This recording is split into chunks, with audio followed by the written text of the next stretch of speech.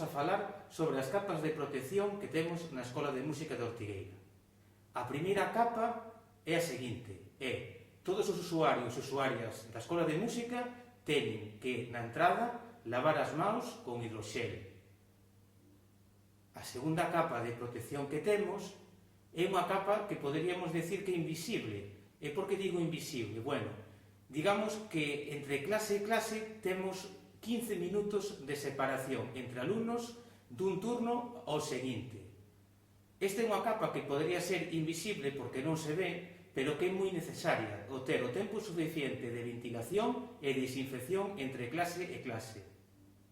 Outra capa que temos de protección é nos conxuntos, tanto na banda infantil, no combo, no grupo tradicional, no grupo de acordeóns ou nos coros, a reducción tanto de alumnado entre clase, entre ensaio e ensaio, así como en horario de clase.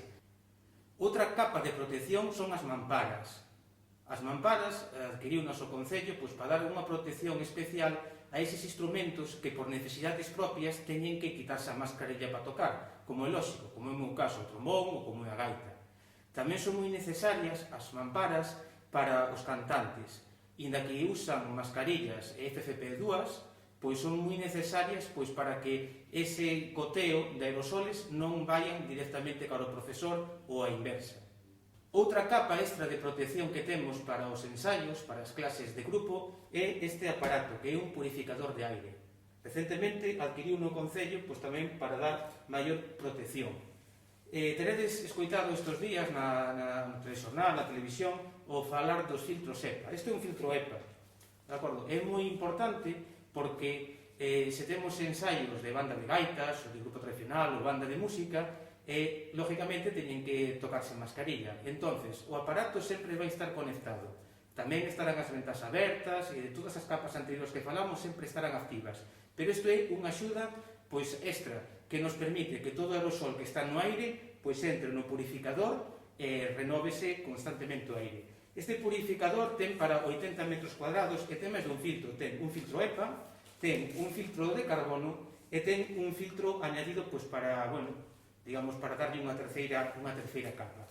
Entón, o aparato o que fai é medir o dióxido de carbono que temos na aula, de acordo? Entón, el tamén nos avisa de cando, inda que teñamos os filtros, haya unha condensación de xente importante de dióxido ou que non este o aire purificado, avísanos cun señal en vermello.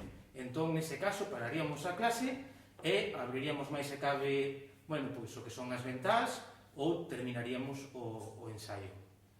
Comezamos esta semana os ensaios, as clases de grupo e, Juan, a continuación, vaimos a falar un pouquiño de como serán os ensaios do grupo tradicional.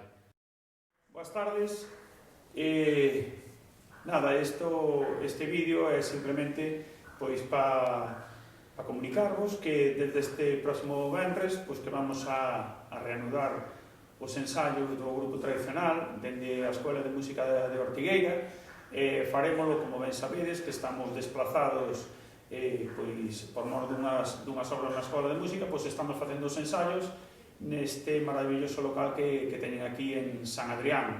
Os ensaios farémolos no auditorio, coa súa distancia de seguridade, aplicando todas as capas de seguridade que son precisas para desenvolver ben esa actividade e que todos sigamos estando ben. Sin máis nada, invitarvos a que vos pasedes por aquí e retomar un pouquiño os ensaios da agrupación tradicional. Moitas gracias.